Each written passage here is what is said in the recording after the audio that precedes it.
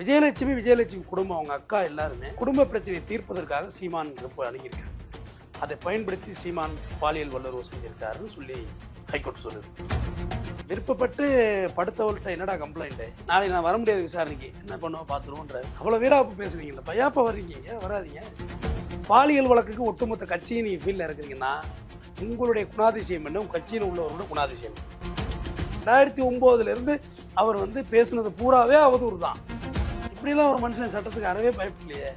நம்ம தான் பயந்துகிட்டு இருக்கோமோ சட்டத்துக்குன்னு நான் நினச்சேன். படிக்கிறதுக்கு இப்படி தான் பிச்சு எடுப்பீங்களா? சாட்டை துறைமுருகன் பேசுகிறார், நோட்டீஸ் எடுத்துகிட்டு வரதா இருந்தால் பிச்சு தான் எடுத்துகிட்டு வர முடியுங்கிறார். அப்படியே எல்லாம் மினுமினுத்து பாலிஷ் ஆகிட்டாங்க அப்படியே காசில். ஆனால் சொந்த பிரச்சனை கட்சி பிரச்சனையை கொண்டு வந்துட்டாரு சார். ஆகிட்டாரு. சொந்த பிரச்சனைகளையும் தப்பிக்கிறது தான் கட்சியை ஆரம்பிச்சாரு. என்னவோ இல்லை பின்புலம் யாராக இருக்காங்களா? எங்க சீமான் கைது செய்து சிறைக்கு அனுப்புவதற்கு எல்லா ஃபிட்டும் இருக்கு அவர் மேலே.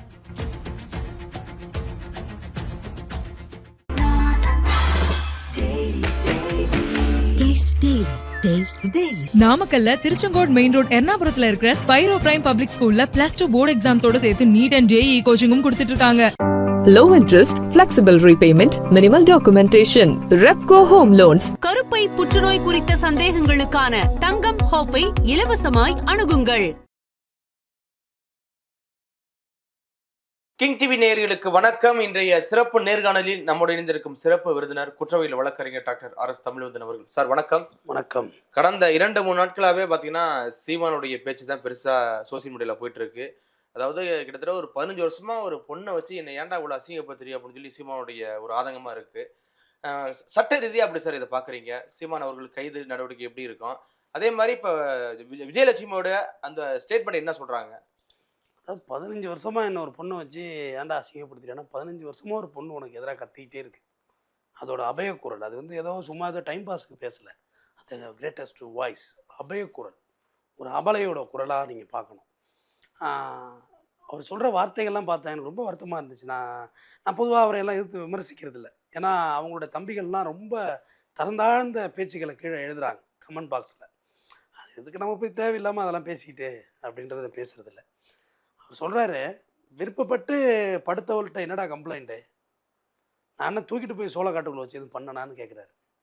பார்த்தேன், இதை விட ஒரு மனுஷன் எவ்வளோ நாகரிகம் குறைவாக கண்ணியம் இல்லாமல் பேசுகிறார். விஜயலட்சுமி விருப்பப்பட்டு தானே சீமான் கூட வந்திருக்காங்க. அதாவது லா என்ன சொல்லுதுன்னா, உங்கள் மனைவியாகவே இருந்தாலும் அவங்க விருப்பம் இல்லாமல் நீங்கள் தொட்டால் அது ரேப்பு தான். அது உங்கள் பொண்டாட்டியாகவே இருந்தாலும். ஏன்னா ஒரு பெண்ணுங்கிறவளோட உடம்பு அவளுடைய ப்ராப்பர்ட்டின்னு சொல்லுதுல்ல. ஆமாம்.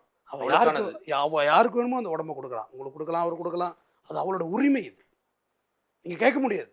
நீ எப்படி இன்னொருத்தரோட போனாலும் கேட்க முடியாது. அதுதான் சட்டம். நம்ம சட்டப்படி வாழ்கிறோமா சமூகப்படி வாழ்கிறோமா? சட்டப்படி தானே வாழ்கிறோம். ஆமாம். சட்டம் சொல்கிறது சட்டம் மேலானது. அப்போ 15 வருஷமாக அது கத்துது. 50,000 பணம் கொடுத்தேன்றாரு. யாருன்னே தெரியாத பொண்ணுக்கு 50,000 நீங்கள் செட்டில் பண்ணுறீங்க பணம். நிறைய பேருக்கு உதவி பண்ணுறேன், அதில் அந்த பொண்ணை கொடுங்கடா. ஹைகோர்ட்டு, ஹானரபிள் ஹைகோர்ட் இவர் தான் போனார், சீமான் குவாஷ் பண்ண சொல்லி என் மேலே போட்ட வழக்கு அப்படியே தான் இருக்குது. ஆனால் ஹைகோர்ட்டு சொன்னிச்சு, விஜயலட்சுமி சீமானோடு விரும்பி காதலித்து வரவில்லை. முதல் பாயிண்ட் கோர்ட்டு சொன்னது தான் நான் சொல்கிறேன். விஜயலட்சுமி குடும்பம் அவங்க அக்கா எல்லாருமே தன்னுடைய குடும்ப பிரச்சனையை தீர்ப்பதற்காக சீமான் அணுகியிருக்காங்க. அதை பயன்படுத்தி சீமான் பாலியல் வல்லுறவு செஞ்சுருக்காருன்னு சொல்லி ஹைகோர்ட் சொல்லுது. 7 முறை கருக்கலைப்பு செய்திருக்கிறாங்க. அதுக்கு சொல்கிறாரு, ஒரே வருஷத்தில் 7 முறை கருக்கலைப்பு செய்த கதாநாயகன் நான் தானேன்றார். என்ன வார்த்தைகள் சீமான், இதெல்லாம் என்ன வார்த்தைகள் இது? அதான் நானும் கேட்குறேன். ஒரே வருஷத்தில் எப்படி 7 கற்களை பண்ண முடியும்? சரி, கற்கலைப்பு 7 வாட்டி பண்ண முடியாதா? நீ கோர்ட்டில் சேலஞ்ச் பண்ணிருக்கல. 7 வாட்டி பண்ண முடியாதா? ஏன் சொல்லுது? யார் சொன்னது பண்ண முடியாதுன்னு? ஒரே வருஷத்தில் கோர்ட் சொல்லுது. ஏன் பண்ண முடியாதுன்னு கேட்குறேன். மாதம் 1 பண்ண முடியாதா? 7 பண்ண முடியாதா? கோர்ட்டு தானே சொல்லுது. கற்றறிந்த வழக்கு மெடிக்கல் ரீதியாக அதை பண்ண முடியாதுல்ல சார். எப்படி சார் ஒரே வருஷத்தில் இப்படி 7 கற்கலைப்புங்கிறது எப்படி? கற்கலைப்புனா நீங்கள் என்னவோ குழந்தை பிறக்கிறது கிட்டத்தட்ட 10 மாதம் ஆகும். குழந்தை ஃபார்ம் ஆகிறது 1 வாரத்தில் ஆகிடுங்க. ஒரு பேபி ஃபார்ம் ஆகிட்டு ஒரு நீர்த்தாரை துடிக்க ஆரம்பிச்சிட்டனாலே அது கருதான். முதல்ல தெரிஞ்சுங்க. அதை முதல்ல விளக்கத்தை புரிஞ்சுங்க. அதை அபார்ட் பண்ணுறது பாய்சன். அது சட்ட விரோதம். துடிக்குது இல்லை, உங்கள் விந்தணு துடிக்க ஆரம்பிச்சிட்டாலே அது ஒரு உயிர். சரி, நான் கேட்குறேன், 7 கற்களை பண்ணுற அளவுக்கு விஜயலட்சுமியா ஒத்துக்கிட்டாங்க? அதுதான் நான் கேட்குறேன். உங்கள் மேல் உங்கள் நம்பிக்கை, திருமணம் செய்து கொள்வதா நீங்கள் வாக்குறுதி அளிக்கிறீங்க. பர்த்டே கேக்கு வெட்டி கொண்டாடி இருக்கீங்க. பொண்டாட்டி என்னம்மாம்மா நான் நல்லவன் இல்லடி, கெட்டவன்டி, என்னமாம்மா சொல்லி ரொம்ப கெட்டவன் சொல்கிறாரு. இதெல்லாமே நான் பார்த்தோம். நான் அந்த பர்சனலாம் பேசலை, அது உங்கள் பெட்ரூமில் நடந்தது. அது எனக்கு தேவையும் இல்லை. உங்கள் வீட்டு பெட்ரூம் எட்டி பார்க்குற அளவுக்கு கேவலமான கீழ்த்தரமான ஆள் நான் இல்லை. பட் நீங்கள் என்ன மாதிரி பேசுகிறீங்கிறத முதல்ல வச்சுக்கோங்க. வீட்டுக்கு வந்து நோட்டீஸ் விட்றாங்க, ரைட், இது இயற்கை தானே. முதல்ல நோட்டீஸ் கொடுக்குறாங்க, நோட்டீஸ் சம்மன், அது பேர் அழைப்பானை. அது இந்த பக்கம் வந்து சம்மன் சர்வ் செய்யப்படும், இந்த பக்கம் அழைப்பானை சர்வ் யாருங்க பைத்தியம் இதில்? ரெண்டுமே ஒன்று தானே, இங்கிலீஷில் ஒன்று தமிழில் ஒன்றா? அப்போ இந்த பக்கம் சீமான்னு தமிழில் எழுதி, இந்த பக்கம் இங்கிலீஷில் சீமான்னு எழுதி போடுங்க, யார் மறைச்சா அவங்கள? சரி, ஒட்டுறாங்க. ஒட்டக்குள்ளே ஒரு இராணுவ வீரர் வச்சு பிஸ்டல் எடுத்து வச்சு ட்ராமா பண்ணுறீங்க இந்த இடத்துல. அந்த அளவுக்குலாம் ட்ராமா பண்ணுற அளவுக்குலாம் அங்கே ஒன்றும் விஷயமே இல்லையே. அதுக்கு பிறகு அவர் மனைவி வந்து சாரி சொல்லுது, அவங்க எங்கள் அண்ணியும் குழந்தைகளும் உள்ளே வந்து பாதுகாப்பு இல்லாமல் இருக்காங்கன்னு. ஒரு தப்பை மல்லாக்கப்படுத்திட்டு காரி காரி மேலும் மேலும் துப்புறீங்க இந்த விஷயத்தில். நான் முத நாள் வந்து கிருஷ்ணகிரியில் இருந்துட்டு, நாளை நான் வர முடியாது விசாரணைக்கு, என்ன பண்ணுவோம் பார்த்துருவோன்றாரு. ஏன் நேற்று வந்தீங்க? அவ்வளோ வீராப்பு பேசுனீங்களப்பா, ஏப்பா வர்றீங்க இங்கே? வராதிங்க. வந்து நிற்கிறாரு. வந்து நிற்க உள்ள ஒரு தனியார் ஹோட்டலில் இருந்து அதை ஒரு பெரிய பூமாக்கி, இன்னும் சொல்ல போனால் எனக்கு ஒன்றுமே புரியலை நெறியாளரே. மேதகு பிரபாகரன் அவர்களுடைய இயக்கம் என்பது இந்தியாவில் தடை செய்யப்பட்டு தான் உள்ளது. ஆமாம், இன்னை வரைக்கும் அந்த மாற்று கருத்தில் இன்னைக்கு வரைக்கும். அந்த இயக்கத்தில் போய் நான் பயிற்சி பெற்றேன், நான் AK 74 ரக துப்பாக்கி சுட்டேன், எங்கள் அண்ணன் எனக்கு சமைத்து கொடுத்தார், அதை செய்தார், இதை செய்தார் அப்படின்னு சொல்லும், மேடையில் ஏறி சொல்லும் தைரியம் எப்படி அவருக்கு வந்தது? வழக்கு பதிவை பண்ணி கொடுத்தான்னு சொல்றாரு. ஆமாங்க, இது எப்படி தவறான விஷயம் இல்லை. போர் பயிற்சி எப்படி நீங்கள் பெற்றுக்க முடியும்? நீங்கள் ஆர்மி சோல்ஜராக இருந்தால் தான் போய் பெற்றுக்கலாம், அதான் முறையான. நீங்கள் ஒரு இயக்கத்தில் போய் கற்றுக்கிட்டு வந்தது எப்படி நீங்கள் வந்து மேடையில் சொல்கிறீங்க? அதையே போலீஸ் பார்த்துக்கிட்டு இருக்காங்க. எனக்கு அதுவும் புரியல. எனக்கு ஈரோடு மீட்டிங்கில் பேசுகிறாரு, நீ வெங்காயத்தை வீசு, நான் வெடிகுண்டை வீசுகிறேன்றாரு. இல்லை, எதுக்கு போன வெண்பாவா, புலவரா அவர்? அதையே பார்த்துக்கிட்டு இருக்காங்க. வழக்கு பதிவு ரிமாண்ட் ஒரு வழக்கில் கூட 15 வருஷமாக இல்லைங்க, 2009 அவர் வந்து பேசுனது பூராவே அவதூறு தான். ஒரு இடத்துல கூட அவர் வந்து ஹானஸ்ட் ஃபுல்லாக பேசவே இல்லை. அப்போ வந்து அவர் மேலே ஏன் பல வழக்குகள் ஏன் போடலை? காவல்துறை என்ன பண்ணுது? நடவடிக்கை எடுத்துருக்கணும் அவர் மேலே. இல்லை, தொட்டா பெரிய ஆள் ஆயிடுவாருன்னா ஒதுங்கி போகிறாங்களா எப்படி? ஏங்க, உங்களை தொட்டா பெரிய ஆள் ஆகிடுவாருன்னா பொலிட்டிக்கல் ரீதியான உள்ள கேஸுக்கு தாங்க உங்களை தொட்டா பெரிய ஆள் ஆகிடுவீங்க. விஜயலட்சுமி கேஸில் தூக்கி உள்ளே போகிறதுல உங்களுக்கு என்னங்க கஷ்டம்? ஆனால் திமுக தான் இல்லை ட்ராமா ஆடுது. 15 வருஷமா ஒரு பொம்பளை வச்சு என்னை கேவலப்படுத்துறீங்க, என்னையும் என் குடும்பத்தையும் திமுக ஆட்சிக்கு நம்பி இருக்க மக்களையும் கேவலப்படுத்துறீங்க அப்படின்னு சொல்றாரு. திமுக ஆட்சிக்கு வந்து 4 வருஷம் தானே ஆகுது. அதுக்கு முன்னாடி யார் இருந்தது? இலை மணந்தால் ஈழ மணர்னு ஓட்டு கேட்டது யாருங்க? சொல்லுங்க, பதில் சொல்லுங்க, நீங்க தான் சொல்லணும். சீமான் தான் கேட்டாரு ஜெயலலிதாவுக்கு போய். ஆமா, அதே ஜெயலலிதா வந்து பிரபாகரனை சுட்டு பிடிங்கன்னு சொன்னது தானுங்க ஜெயலலிதா. ஒரு தலைவனுக்கு இப்படிப்பட்ட ஒரு கேஸ் வரக்கூடாது. ஆனா அந்த கேஸுக்கு ஆஜராக வர்றவரு இப்படி படைசூழ வந்து ஓப்பனா பேசுறாரு. சார், என் கூட 6 மாசம் வாழ்ந்தா பில் கிளின்டன் இருக்காருல்ல, ஆமா, அவருக்கே பாலியல் வழக்கு இருக்கு. யாருக்கு இல்லை, எல்லாருக்கும் இருக்கு. ஆனா அதை ஹேண்டில் பண்ற விதம் பேஸ் பண்ணணுமே. பேஸ் பண்ணணும்ல. பில் கிளின்டனே அசிங்கப்படுத்துனாங்க. சரி, நீங்க குற்றமற்றவரும் நீங்க வழக்கு ரீதியாக வாதாடி நிரூபிச்சுக்க வேண்டியது, இதுல என்ன இருக்கு? அதை விடுத்துட்டு நான் கற்பழிச்சேனா, விருப்பப்பட்டு தான் என்னோட படுத்தாங்கிறது வந்து சரியான அணுகுமுறையான பேச்சு கிடையாது. அது சோளக்காட்டுக்கு தூக்கிட்டு போனேன்னா, கற்பழிச்சேனா, ஒரு பொம்பளை வச்சுக்கிட்டு இது மாதிரி பண்ணுறீங்க அப்படின்னு பேசுறது முறையாது. நான் விஜயலட்சுமி ஆதரவாக பேசலை, ஆனால் ஒரு குரல் நமக்கு எதிராக ஒழிச்சிக்கிட்டே இருக்கு. அதுக்கு ஒரு தீர்வை நோக்கி கொடுக்கணுங்கிறது தான் என்னோட பதில். இல்லை, ஒரு கட்சி தலைவனா அதை வந்து அப்பயே முடிச்சிருக்கலாம். சரி, எதுக்கு 10-15 வருஷம் வெயிட் பண்ணணும்? அப்பயே ஏதாவது என்ன டிமாண்டுமா ஆமா அப்படின்னு சொல்லி ஏதோ ஒன்று முடிச்சு விட்டுருக்கலாம். முடிச்சுக்கிட்டு தான் இருந்தாங்க, முடிச்சு தான் பார்த்தாங்க. பணம்லாம் செட்டில் பண்ணியெல்லாம் பார்த்துரு. 50,000 ரூபா பணம் வாங்கிட்டு போனது அவர் தான் சொல்கிறாரு. 50,000 ரூபா வாங்கிட்டு போனாங்க அப்படின்னு. ஆனால் ஹைகோர்ட் என்ன சொல்லுது? விஜயலட்சுமியிலிருந்து பெருந்தொகையை சீமான் பெற்றுள்ளார்னு சொல்லுது ஹைகோர்ட். அந்த ஆர்டர் பார்த்தீங்களா? இல்லை. ஆனால் இவர் என்ன சொல்லுவாருன்னா, ஒரு நடிகைக்கு எப்படிங்க அதுதான் என்கிட்ட பணம் கொடுத்துன்னு சொல்றீங்க, அப்புறம் எப்படி நான் பணம் கொடுத்துன்னு திரும்பி சொல்றீங்க? மாற்றி பேசுறாருல்ல. இல்லை, பெருந்தொகையை இவர் வாங்கியிருக்காரு ஆரம்ப காலத்தில். அப்புறம் தானே திரள் நிதியெல்லாம் வந்து அண்ணன் பணக்காரரா கோடீஸ்வரரா வளர்றாரு. ஓகே. அதுக்கு முன்னே சாதாரணமாக சுடுகாட்டில் ஏவிஎம் சுடுகாட்டில் படுத்து கிடந்தேன்னு அவர் தானே சொன்னார். சாப்பாட்டுக்கு வழியில் நான் சுடுகாட்டில் படுத்து கிடப்பேன்னு சொன்னார். அப்போ அது ஸ்டார். அது ஃப்ரெண்ட்ஸ் படத்தில் வந்து அது சூர்யாவுக்கு ஜோடிங்க. அந்த பொண்ணு மஞ்சள் பூசு மாலைன்னு பாட்டெல்லாம் பாட்டு ஆட்டு வந்தது. அப்புறம் பாஸ் என்கின்ற பாஸ்கரன்ல அன்னியா நடிச்சுது. ஹீரோயின் அப்படி அறிமுகமான பொண்ணு அது. அப்போ கொஞ்சம் வளர்ச்சியாக தான் இருக்கும் அந்த படம் வெல்ட்டு விடுவது. அப்போ இவர் சும்மா அறிமுக இயக்குனராக சுற்றிட்டு இருக்காரு. அறிமுக இயக்குனராக சுற்றிக்கிட்டு என்ன எடுத்த படங்கள்லாம் ஒன்றும் சரியாக போகல. சீமானுக்கு ஒன்றும் பொருளாதார ரீதியாக ஒன்றும் பெருசாக கை கொடுத்தல. காளிமுத்தோட பொண்ணு இது கையில் வீடியோ கட்டுறதுல ஒரு பெரிய வரதட்சணை வெட்டு வந்திருக்கும், வராமலாம் இருந்திருக்காது, பெருந்தொகை வந்திருக்கும். அதை வச்சுக்கிட்டாரு. அதுபோக அடுத்தது இந்த பொருட்டு தான் ஆரம்ப கட்டத்தில் பணம் வாங்கினதாக தான் ஹைகோர்ட் ஃபீல் பண்ணுது. இவ்வளோ விஷயங்கள் நானாக சொல்லலை. என்ன யாரும் தம்பிகள் வந்து தற்குறித்தனமாக என்னை திட்ட தேவையில்லை. நான் நடந்த விஷயத்த சொல்கிறேன். நீங்கள் ஒரு சட்ட ரீதியாக உங்களுக்கு வந்து சம்மன் சர்வ் பண்ணுறாங்களா, நீங்களாக இருந்தாலும் அழைப்பானை வருதா, ரைட்டு, இந்த தேதியில் நான் வந்து சரண்டர் ஆகிறேன், வந்து பதில் சொல்கிறேன்னு நீங்கள் வழக்கறிஞர் சொல்லிடலாம். ஏன்னா அந்த தேதியில் நீங்கள் உடம்பு சரியில்லாமல் இருப்பீங்க, டயாலிசிஸ் பண்ணிகிட்டு இருப்பீங்க, வந்து நிற்பீங்களா? அது கிடையாது. கிடையாது. இங்கே வெளியூரில் இருப்பீங்க, அத்தனை தேதி நான் வர்றேங்க, அத்தனை தேதி போங்க. அதுக்கே அவ்வளோ படை சூழ போகிறீங்கன்னா 2 வக்கீல் அழைச்சிட்டு போங்க. அதெல்லாம் உங்களுக்கு சட்டத்தில் இடம் இருக்குது. நேற்று கூட வக்கீல்லாம் அலோவ் பண்ணாங்க. ஆமாம், நல்லா கேட்டுங்க. இவர் மேலே ரியாக்ட் இன்ன வரைக்கும் டிஎம்கே கவர்மெண்ட் பண்ணலை. இவர் மேலே ரியாக்ட்னு ஒன்று பண்ணியிருந்தாங்கன்னு வைங்களேன், இதெல்லாம் தாங்காது. ராஜீவ்காந்தியை நாங்கள் தான் கொன்றோம்னு மேடையில் பேசினார். எப்படிங்க பேசினார்? கடைசி வரையுமே பிரபாகரன் ஒத்துக்கலைங்க. அது ஒரு துன்பியல் சம்பவம் தான் பிரபாகரன் சொன்னார். ஆண்டன் பாலசிங்கம் தான் ஒத்துக்கலைங்க. இவருக்கு தெரியுமா இந்த நான் சொல்கிற விஷயங்கள்லாம்? தம்பிகளுக்கு தெரியுமா? ஆண்டன் பாலசிங்கம் ஒத்துக்கவே இல்லை. அது ஒரு துன்பியல் சம்பவம் அப்படி தான் சொன்னார். இந்த உள்ளே போன வழக்கில் போன 27 பேர் விடுதலையாக இருக்கிறாங்களா, அதுவே இவரோட பேச்சு பெரிய பின்னடைவை ஏற்படுத்திடாதா? என்ன நீ என்ன நாட்டுக்காக என்ன தியாகம் பண்ணிட்ட? நான் இலங்கை இலங்கை இலங்கைன்னு சொன்னார். இலங்கைக்கு நீ என்ன பண்ணியிருக்க? கரோடு பண்டு வசூல் பண்ணி அங்கே எதாவது அனுப்புனியா? 10 வீடு கட்டி கொடுத்துருக்கியா இலங்கையில்? இல்லைங்க அகதிகள் முகாமில் இருக்கவங்களை வெளியெடுத்து மருத்துவ உதவி பண்ணியிருக்கேன். ஒன்றுமே பண்ணலைங்க. அதான் அவங்களும் கேட்குறாங்க. ஏங்க மன்னார்குடியில் விக்னேஷ்னு ஒரு தம்பி தீ குளிக்கிறான், காவேரி பிரச்சனைக்கா. விளையாட்டாக வச்சுருந்து குளிச்சானா, எப்படி குளிச்சானா அதை விடுங்க. அவங்க அம்மாவுக்கு கண்ணில் புற விழுந்திருக்கு. அவங்க அது வந்து ஒரு செய்தி. அதை வச்சு அவங்க விக்னேஷ் அம்மாவுக்கு கண்ணுக்கு அறுவை சிகிச்சை சொன்னு பெரிய நிதியை கலெக்ட் பண்ணுறாங்க. அது அந்த அம்மாவுக்கு அது போல், எப்போ எனக்கு யாரும் இல்லைப்பா, நான் கவர்மெண்ட் ஆட்சியில் பார்த்துக்கிட்டு இருக்கேன், எனக்காண்டி அப்போ காசு கொடுக்க போகிறீங்க, நான் பார்த்துக்கிறப்பான்னு அந்த அம்மா பேட்டி கொடுக்குறாங்க.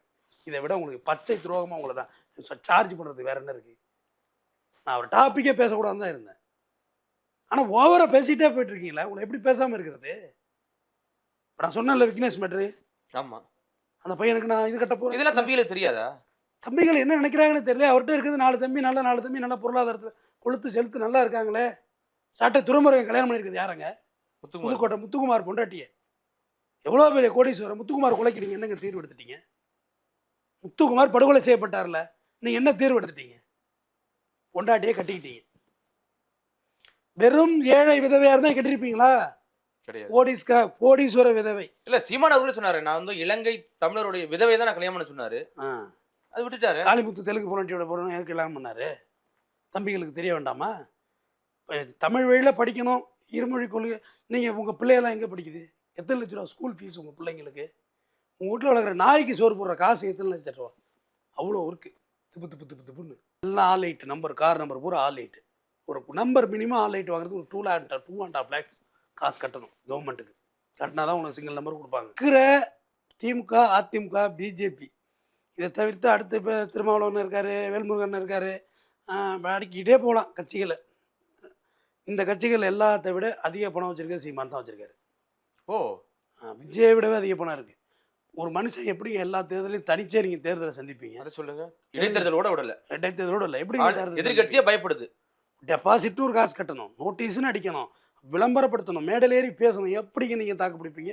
கன்னியாகுமரியிலேருந்து ஒரு பெண்மணி பேசியிருக்காங்க பாருங்கள் இவரை பற்றி என்னென்ன பண்ணுவாருன்னு. காரைக்கால்லேருந்து ஒரு அண்ணா ஒருத்தர் ஆடியோ போட்டிருக்காரு பாருங்கள். வந்து அவர் கேட்ட ஹோட்டல் என்ன மாதிரி ஹோட்டல் கேட்பார், எப்படி ஜிம் இருக்கணும் அந்த ஹோட்டலில், என்னென்ன மாதிரி அக்காமடேஷன் வேணும்னு கேட்பாரு. ஆனால் வேறு லெவலில் போயிட்டாருங்க. 10 பவுன்சருக்கு வச்சு சோறு போட முடியுமா உங்களால்? அதான் ஒரு பவுன்சர் 1 லட்ச ரூபாய் நம்மள சம்பளம் போடுறாரு. நான் நேற்று இரவு நான் வந்து அந்த இதெல்லாம் பார்த்துட்டு தான் படுத்தேன். இது என்ன தான் ஏதாவது பார்ப்போன்னு. உண்மையிலே எனக்கு காலையில் எழுந்தப்போ மிகப்பெரிய குற்ற உணர்வு இருந்தது. நம்மள ஒரு வழக்கறிஞராக இருக்கோம், சட்டத்துக்கு பயந்து தான் வாழ வேண்டியதாக இருக்குது. இப்படிலாம் ஒரு மனுஷன் சட்டத்துக்கு அறவே பயப்படலையே, நம்ம தான் பயந்துகிட்டு இருக்குமோ சட்டத்துக்குன்னு நான் நினச்சேன். ப்ராமிஸாக நினச்சேன். கொஞ்சம் கூட பயப்படலைங்க. என்னடா பண்ணுவாங்கிற லெவலில் கேட்குறாருங்க அவர். என்னடா பண்ணுவேன், என்ன பண்ணுவேன் அப்படி தான் கேட்குறாரு. அவர் பொண்டாட்டி சொல்லுது, அந்த நோட்டீஸ் படிக்கிறதுக்கு எழுதிட்டு வந்து தான். வாட்ஸ்அப்லாம் வந்துட்டு தெரியுமா இல்லையா? ஆமாம், ஒரு ஸ்னாப் எடுத்து அப்படியே வாட்ஸ்அப்பில் அனுப்புனா போதும், நீங்கள் படிச்சுக்கலாம். எவ்வளோ இருக்குது, இன்ஸ்டாகிராமில் கூட அனுப்பலாம். படிக்கிறதுக்கு இப்படி தான் பிச்சு எடுப்பீங்களா? படிக்கிறதுக்கு எடுத்துகிட்டு வந்தேன், கிழிச்சதுனால ஒரு முதல்ல கிளிக்க சொன்னால் அதான் நல்லா வீடியோவில் அதுக்கு என்ன, அது என்ன மேடையில் வந்து பேசுது, புதுவெளியில் என்ன பேசுதுன்னா, ஆடியோ மீடியா முன்னாடி நான் தான் கிளிக்க சொன்னேன், என்ன கைது பண்ணுங்க. எப்படி ஆகி போச்சுன்னா, இவங்க எல்லாம் கைது பண்ணி தவிக்கிறாங்க. ஜெயிலுக்கு போனால் பெரிய ஆளாக இல்லாமல் நினைக்கிறாங்களா என்னவோ தெரியல. அவர் பொண்டாட்டி தான் அடுத்த தலைவராக மாறப்போகுது கட்சியில். திருப்பூர் ஒரு மீட்டிங் திறக்கிறதுலாம் அவர் மனைவி தான் போகுது. அது அவங்க கட்சி. பொண்டாட்டி ஆகிறாரு, எதை ஆகிறாரு, சட்ட ரீதியாக பேசுவோம். சட்ட ரீதியாக பேசுவோம். அது அவங்க கட்சிக்குள்ளே உள்ள விஷயங்கள், அதெல்லாம் நம்ம எதை உள்ளே போகவே வேண்டாம். சட்ட ரீதியாக இவ்வளோ பிளாக் மார்க் உங்கள் மேலே இருக்குது. கவர்மெண்ட் ஆனால் நடவடிக்கை எடுக்காமே இருக்கிற மாதிரி தான் நான் நினைக்கிறேன். வித்தின் அவரில் அவர் மேலே நடவடிக்கை எடுக்கலாங்க.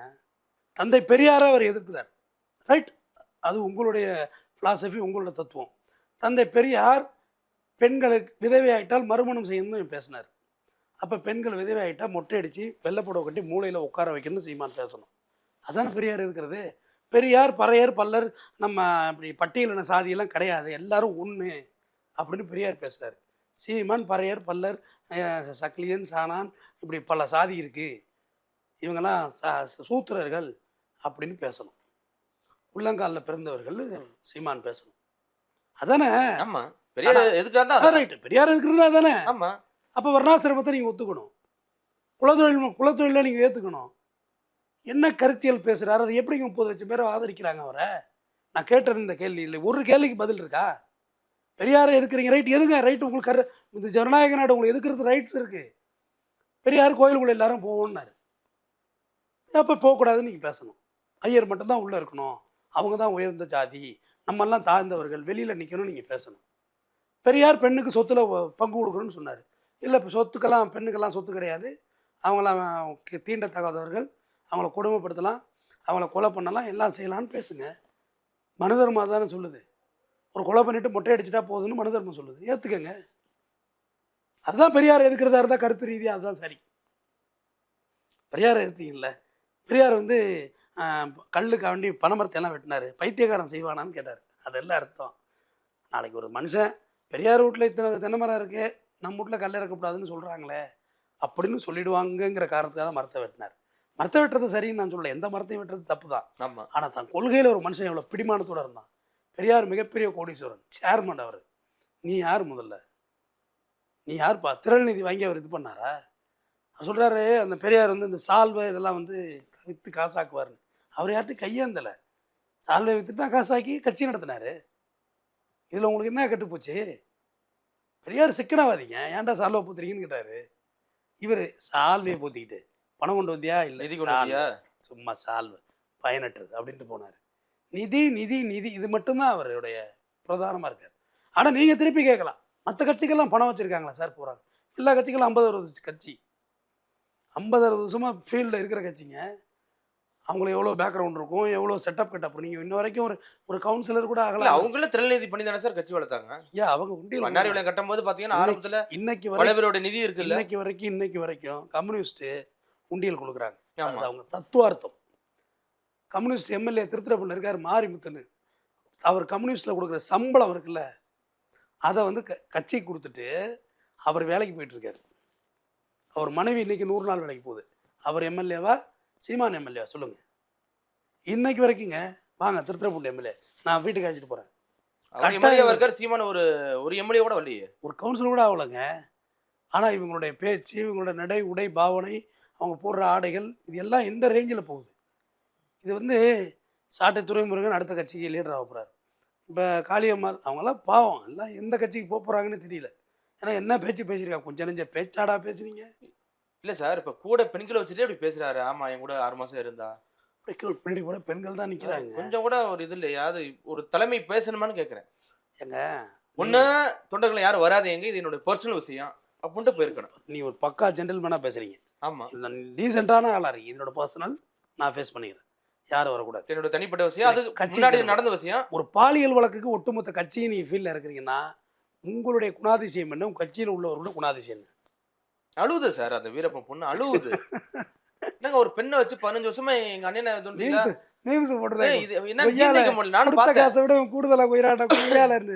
இல்ல ஒரு பெண்ணா தெரியாதா? அதையும் சொல்லுது. அந்த பொண்ணு வந்து உடல் ரீதியா மன ரீதியா பாதிக்கப்பட்டிருக்கு. ஆனா இருந்தாலும் எங்க அண்ணனை ஏன் அப்படி கேவலப்படுத்துறீங்க? அப்படின்னா அந்த பொண்ணுக்கு என்ன நீதி? அந்த பெண்ணுடைய சிரமங்கள் என்னன்னு அந்த பொண்ணு இருக்குல்ல, வீரப்பன் அம்மா மனைவி இருக்காங்கல்ல, அக்கா, அவங்கள்ட்ட போய் கேட்க சொல்லுங்க. வீரப்பன் மகள்கிட்ட, வீரப்பன் மகள் போய் அவங்க அம்மாட்டே கேட்க சொல்லுங்க.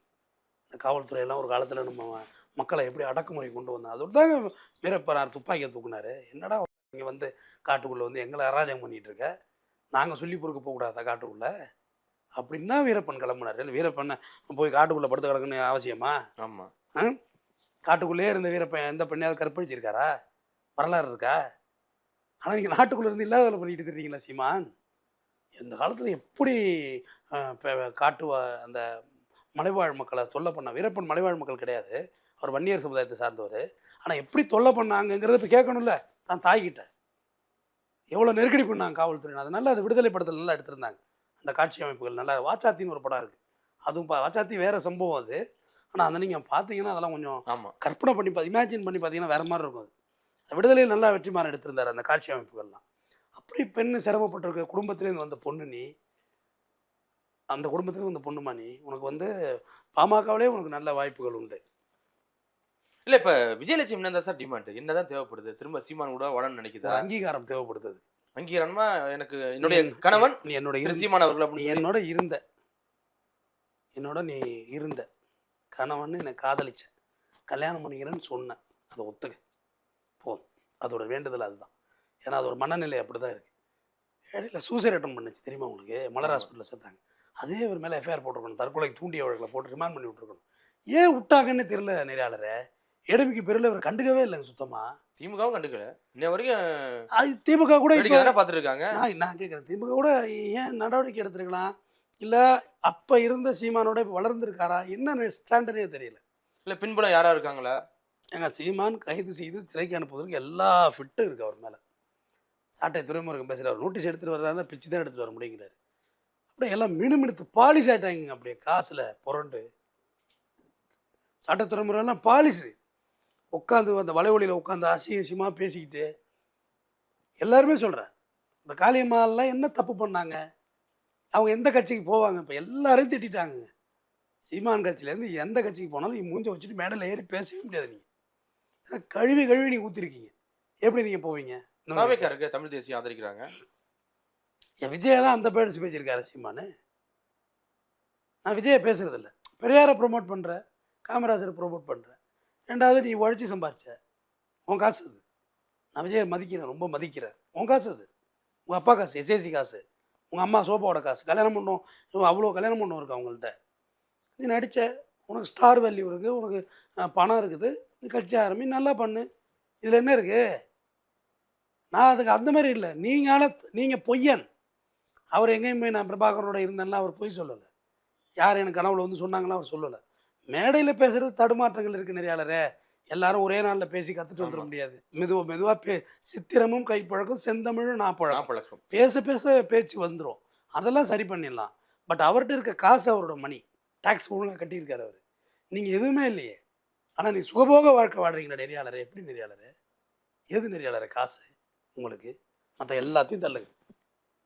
காசு அது, இவ்வளோ காசு திரள் நிதி. அவர் மனைவி சொல்லிச்சான், சீமானோட மனைவி, இவ்வளோ பொம்பளை இருக்கிற ஊரில் உனக்கு பழகிறதுக்கு ஒரு ஆளு இப்போ கிடச்சி பிடிச்ச பாரு அப்படின்னு சொல்லுதான்.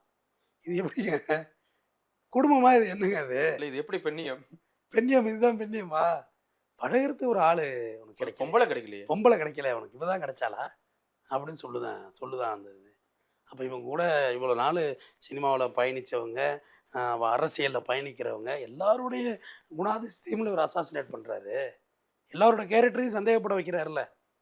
சீமான் நான் இப்படி தான் விருப்பப்பட்டு படுத்தேன் உன்ன அப்படின்னு நேரடியாக கேட்குறாரு, டேரிங்காக கேட்குறாரு. அப்போ உங்க கூட பயணிக்கிறவங்களெல்லாம் எப்படி எடுத்துக்கிறது நெறியாளரே? அந்த பெண்கள்லாம் எவ்வளோ மன வேதனைப்பட மாட்டாங்க? எவ்வளோ பெண்கள் பாசறை வச்சுருக்கீங்க? அப்படி ஒரு அர்த்தமாயிடாதான்னு நான் கேட்குறேன். இது என்னோட தனிப்பட்ட வாழ்க்கை. நான் அரசியலுக்கு வர்றதுக்கு முன்னாடி சினிமாக்காரன் சம்பவம் நான் இதை ஃபேஸ் பண்ணிக்கிறேன். இந்த வழக்குக்காக நான் சிறையே சென்றாலுமே என் கட்சி இதுக்காக ரியாக்ட் பண்ணக்கூடாது. கண்டிப்பாக. இது என்னது அரசியல் மோட்டிவ் கிடையாது. ஒரு நல்ல தலைவனுக்கு அழகு, டீசெண்டான ஆளுக்கு அழகு. இது என்னோட பிரச்சனை, நான் பார்த்துக்கிறேன். ஆனால் சொந்த பிரச்சனை கட்சி பிரச்சனையை கொண்டு வந்துட்டாரு சார். ஆக்கிட்டாரு. சொந்த பிரச்சனைகளையும் தப்பிக்கிறது தான் கட்சியை ஆரம்பிச்சாரு. என்னவோ உடனடியாக வீட்டுக்கு ஆள் அனுப்புறது, மட்டன் பிரியாணி அங்கே ஓடுதுங்கிறாரு, இங்கே ஓடுது. என்னையா அது? போராட வந்தவங்களுக்கு வீட்டில் பிரியாணி சமையல் ஓடுது, கச்சேரி ஓடுது, சாப்பாடு ஓடுது, சவிக்கியம் ஓடுது. ஏங்க அவங்க கட்சியில் அழைச்சிட்டு போயிட்டு புளியாதோரை பொட்டில் கொடுக்குறதே முடியாமல் எல்லாம் தடுமாறிட்டு இருக்காங்க. தனி கட்சி ஆரம்பித்தவங்களும் சொல்கிறேன், எல்லாமே ஓடுது, ஜகபோகமாக ஓடுது. உங்கள் பையன் என்ன படிக்கிறாருன்னா இப்போ அவனுக்கு ஃபுல்லாக பள்ளி பாடம் தாங்கிறாரு. ஆனால் ஊரில் உள்ள பிள்ளைங்க பூரா நீ மாடு மேய்யி, உனக்கு கவர்மெண்ட் வேலை ஆக்கிடுறேன் அப்படின்னு சொல்கிறாங்க. ஆனால் அவங்க பிள்ளைகள்லாம் எங்கே படிக்குன்னு தெரியணும்ல. கொள்கைங்கிறது இருக்காங்க சார், தம்பிகள்லாம் தப்பு தான் படிக்கிறான் சார். ஒருத்தன் எனக்கு தெரிஞ்ச ஒரு பையன் இருக்கான், ஏங்க சிஎமோட ஸ்பீச்சை அப்படியே ஆன் பண்ணி வச்சு தூங்குறா சார். ஏங்க ஆஃப் பண்ண உடனே சார் என்னாச்சு அப்படின்னா ஏங்க எப்படி சார் எல்லாம் மாத்துறது? கேவலமாக எழுதுறாங்க கீழே. சோசியல் மீடியா ஃபுல்லாக அவங்க தான் இருக்காங்க. நீங்கள் எப்படின்னா போதும் கழுவி எழுதுறது. கருத்தியல் ரீதியாக பதில் சொல்கிறது இல்லை. இப்போ நான் கேட்ட கருத்தியல் இருக்குல்ல, இந்த கருத்துக்கெல்லாம் பதில் சொல்லுது. அதுக்கு உங்களுக்கு முழு தார்மீகம் இருக்குது. பிடிச்சி திட்டுறதுல என்ன இருக்குது சொல்லுங்கள்? அதுக்கு என்ன பெருமை வேணும்? ஒன்றுமே வேண்டியதில்லை. இந்த மாதிரியான போலி அரசியல் நீங்கள் அரசியல் பண்ணுறீங்க, அது உங்களுடைய கருத்தியலை வச்சு தர்க்கவியல் வச்சு பண்ணுங்கள்.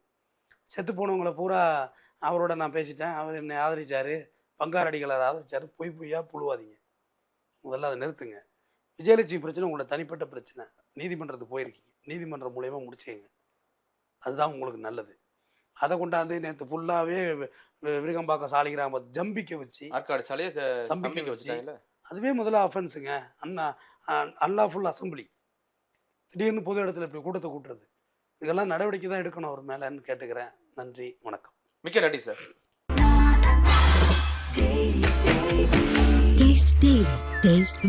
நாமக்கல்ல திருச்செங்கோடு மெயின் ரோட் எர்ணாபுரத்துல இருக்கிற ஸ்பைரோ பிரைம் பப்ளிக் ஸ்கூல்ல +2 போர்டு எக்ஸாம்ஸோட சேர்த்து நீட் அண்ட் JEE கோச்சிங்கும் கொடுத்துட்டு இருக்காங்க. Low interest, flexible repayment, minimal documentation.